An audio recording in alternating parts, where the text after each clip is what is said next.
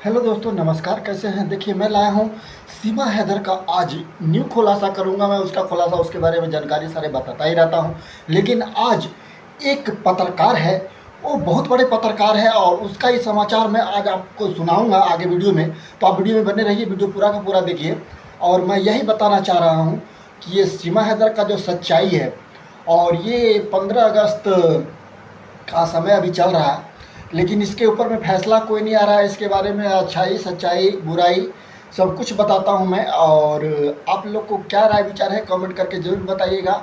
और ये कैसे क्या है वो तो मैं खुद ही बता सकता था, लेकिन आप लोग मेरी बात नहीं सुन के इनका बात सुनिए। ये कितना अच्छे से बता रहे हैं, आप लोग समझ सकते हैं। और वीडियो पूरा देखिएगा। तो आइए जी, सुनाइए इन दर्शकों को आप लोग क्या कहना चाह रहे हैं, सुनिए। सचिन के साथ वो रहती है और पाकिस्तान के जिस माहौल से आती है वहाँ एक अनजान लड़के के साथ इस तरह रहना, ये उसकी हिम्मत कहाँ से आई? तो ये भी डाउट बनता है। इससे भी बड़ी चीज कि वो पबजी के जरिए सचिन के कांटेक्ट में आती है।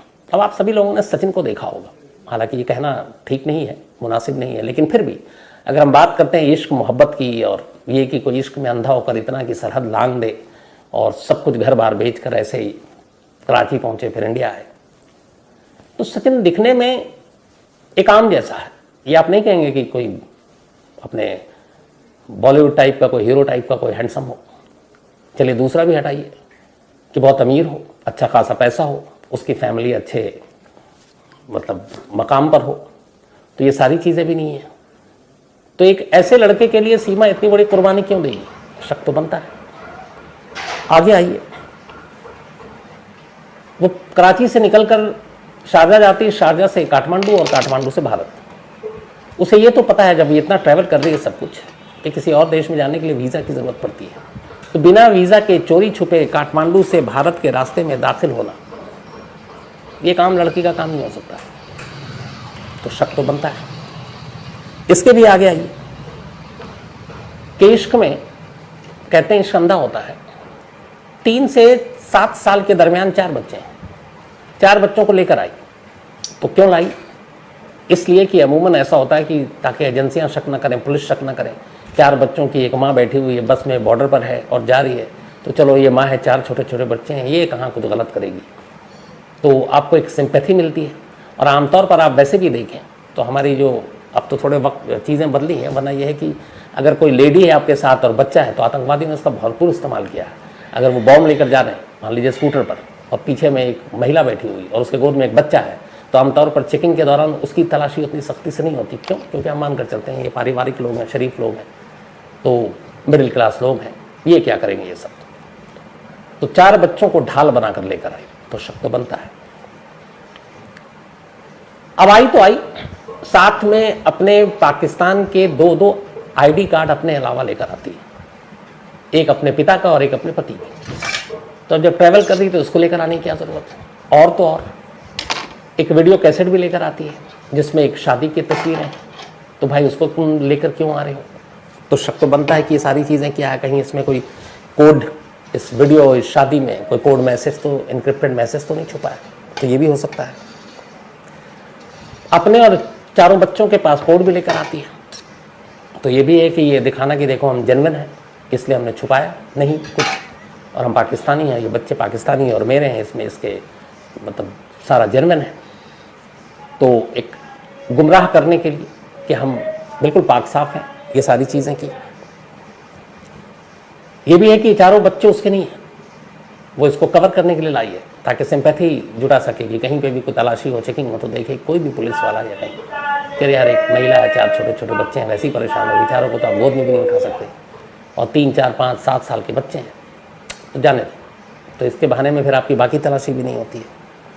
तो एक ये भी, एक आई कि इसका असली नाम सीमा ही नहीं मरियम है, और ये मरियम के नाम से ही पबजी गेम खेला करती थी, और इसने अपना नाम छुपाया और असली नाम नहीं बताया क्योंकि ये जासूस है। तो यहाँ पे भी डाउट आता है।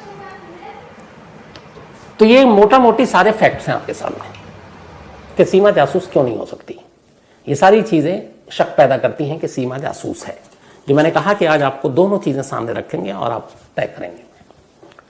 तो पाकिस्तानी होना, पाकिस्तानी लड़की होना, लड़की भी ठीक ठाक होना, ये सारी चीजें पहली ये शक पैदा करती हैं कि वो जासूस है। फिर बिना वीजा के भारत में दाखिल होना, सचिन नाम के एक ऐसे लड़के या मोहरे को फांसना जिसको बड़ा कंट्रोल में रखना आसान है, और फराटेदार उर्दू की जगह हिंदी बोलना, अंग्रेजी के शब्द जानना, 5वीं सिर्फ पास है, कराची के अलावा कोई दुनिया का बड़ा शहर नहीं देखा, लेकिन अकेले ट्रैवल करना, शारजा जाना, काठमांडू पहुंचना, फिर भारत आना। तो ये सारी चीज़ें कहीं ना कहीं इसीलिए हर एक के जहन में एक शक पैदा करता है कि सीमा एक जासूस है।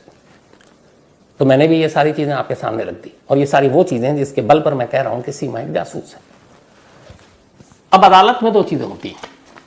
अदालत में ये होता है कि एक मुल्जिम के तरफ से बोलता है और एक मुल्जिम को के खिलाफ बोलता है, उसके बाद अदालत फैसला लेती है। तो आज फैसला लेना आपको है फैक्ट्स के साथ। तो मैंने सारी चीज़ें आपको बता दी कि ये चीज़ें जिनकी वजह से शक है, और आप लोगों के भी जहन में ये सारे सवाल आ रहे होंगे, क्योंकि जो मैंने जितने मेल पढ़े उसमें यही था कि सर ये है तो इसलिए वो जासूस है। तो इसीलिए मैंने बहुत सारे, कुछ नाम तो बता नहीं सकता, लेकिन कुछ पुलिस अफसर, कुछ अपने आईबी के लोग रिटायर्ड हो गए, उनसे भी बात की और ये समझने की कोशिश की। तो पहला चैप्टर आपके सामने रख दिया कि सीमा जासूस है। अब आइए काटते हैं इसको कि सीमा जासूस नहीं है।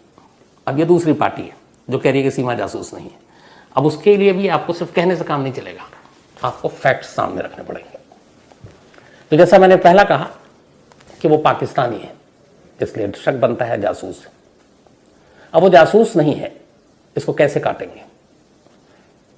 तो जासूसी की दुनिया से ताल्लुक़ रखने वाले लोगों ने जो सारा मुझे ज्ञान दिया, उसी के हवाले से अब ये फैक्ट्स आपके सामने रख रहा हूँ। ये मेरे नहीं हैं, बल्कि जो सारी चीज़ें बात हुई हैं, लेकिन फैक्ट्स हैं, मानना ना मानना ये अपनी जगह है। तो उनका कहना है कि जब मैंने उनसे पूछा कि देखिए पाकिस्तानी है तो शक तो बनता है, तो उन्होंने कहा हाँ, लेकिन उसने अपनी नागरिकता छुपाई नहीं। अमूमन कोई जासूस जब किसी देश में जासूसी करने के लिए जाता है तो सबसे पहले अपनी आइडेंटिटी छुपाता है, यानी असली में वो कौन है, उसका असली नाम क्या है, उसका असली पता क्या है, उसके परिवार में कितने लोग हैं, उसका परिवार की असलियत क्या है, उसके मोहल्ले का नाम क्या है, उसके जानकारों के नाम क्या है। तो वो अगर जासूस होती तो वो अपनी आइडेंटिटी को छुपाती, बट उनका कहना यहाँ तो उल्टा है। वो तो पाकिस्तानी पासपोर्ट के साथ भारत में घुस आई, वीज़ा बिल्कुल नहीं था उस पर, लेकिन अपनी आइडेंटिटी के साथ आ गई है। वो चाहती तो ये भी कह सकती थी कि पबजी गेम के जरिए, कि नेपाल में मिली पहली बार सचिन को कि मैं नेपाल की ही हूँ, या मैं पहले भारत में रहती थी और नेपाल में मेरा परिवार बस गया है। और वो एक भारतीय होने के नाते सचिन से जब उसने एक तरह से उसको फांसा, तो आमतौर पर सोशल गेमिंग में, जैसे डीआरडीओ का मैंने आपको जिक्र किया था, वो पाकिस्तानी जासूस ने अपने आप को ब्रिटिश इंडियन बताया था कि मैं पहले इंडियन थी, अब ब्रिटेन में रहती हूँ, और तब फांसा था। तो यहाँ ये भी हो सकता था कि वो अपने आप को इंडियन बताती कि मैं भी इंडियन हूँ लेकिन नेपाल में रहने लगी हूँ, या मैं कहीं और की हूँ, नेपाली हूँ, यहीं रहती हूँ। बट उसने ऐसा नहीं किया, उसने अपनी आइडेंटिटी बताई कि मैं यही हूँ। तो पहली चीज़ कि उसने अपनी आइडेंटिटी छुपाई नहीं, जो कि हर जासूस करता है। दूसरी चीज़, एक जासूस को पूरी ट्रेनिंग दी जाती है, उसे पता है किस देश में जाना है और कैसे, या आपने फिल्मों में भी देखा होगा। तो एक जासूस शक ना हो किसी को, अब ये पाकिस्तानी है सीमा, तो उसे पता है कि हिंदी बोलना उसके खिलाफ जाएगा, उसके ऊपर डाउट होगा, सवाल जवाब पूछे जाएंगे, और उर्दू उसकी मातृ जुबान, मातृभाषा है, तो वो उर्दू में बात करती है और किसी को शक भी नहीं होता है, क्योंकि वो पाकिस्तानी है और वो उर्दू वहाँ पे बोली जाती है। लेकिन वो उर्दू के मुकाबले हिंदी बोल रही धारा परवाह, तो एक तरफ पाकिस्तानी पासपोर्ट भी दिखा रही है और दूसरी तरफ हिंदी भी बोल रही है। तो इसका मतलब है कि वो ये सारी चीज़ें छुपा नहीं रही है, अपनी असलियत जो है वो छुपा नहीं रही है, वरना वो उर्दू ही बोलती। अब हिंदी से अनजान भी बन सकती थी वो, पर वो ऐसा नहीं है। उसने कहा कि मुझे जब से सचिन से 2-2.5 साल से रहा, तो सचिन के ज़रिए मैंने हिंदी सीखी, या एक तेनालीराम सीरियल पाकिस्तान में चलता हो उसके ज़रिए सीखी। एक आ रहा कि 5वीं फेल अंग्रेज़ी धारा प्रवाह बोल रही है। हालांकि कई इंटरव्यू के मैंने हिस्से सुने हैं, तो उसमें इसने कहा कि मुझे अंग्रेज़ी के कुछ शब्द आते हैं, बट मैं पूरी एक लाइन इंग्लिश में नहीं बोल सकती। उसकी सबसे बड़ी लाइन थी वो, उसने कहा था आई नो सर। तो बाकी टूटी फूटी जो शब्द हैं कुछ, thank you sir, love you, इस तरह के वीज़ा, वो सारी चीज़ें उसे पता है, लेकिन इंग्लिश की पूरी लाइन की लाइन नहीं मालूम। अब जासूसी के एक ट्रेनिंग में ये भी होता है कि अगर तुम 5वीं दिखा रही हो कि पास हो, पढ़े लिखे नहीं हो, तो तुम इंग्लिश का एक शब्द भी नहीं बोलोगे। ये सब वो लोग जानते हैं जो जासूसी की दुनिया से ताल्लुक़ रखते हैं। अब यहाँ पर आने के बाद उसने जिस तरीके से माथे पे बिंदी, मंगलसूत्र, हाथों में चूड़ियाँ, तुलसी की पूजा, और फिर उसका ये कहना कि मैंने धर्म अपना बदल लिया है, मज़हब चेंज कर लिया है, तो वो अपने आप को पूरी तरह मुस्लिम ही दिखाती। बट ये सब करके उसे मालूम है कि वो बहुत सारे लोगों की नज़रों में आ जाएगी, और मीडिया ने वो काम कर भी दिया है। तो यहाँ पे भी ये जासूसी के पेशे के खिलाफ गया, इसलिए वो एक प्रोफेशनल जासूस नहीं हो सकती, जो प्रोफेशनल जासूसों की दुनिया के लोगों का कहना है। और वो जो पहनावा और वेशभूषा है उसका, तो फिर वो अपने कपड़े पहनती पाकिस्तानी, वो वेशभूषा अपने नहीं बदलती। धर्म और मजहब बदलने की बात फिर वो उस परिवार से कहती जिस परिवार के साथ है, क्योंकि ये बड़ी प्राइवेट चीज़ें होती हैं।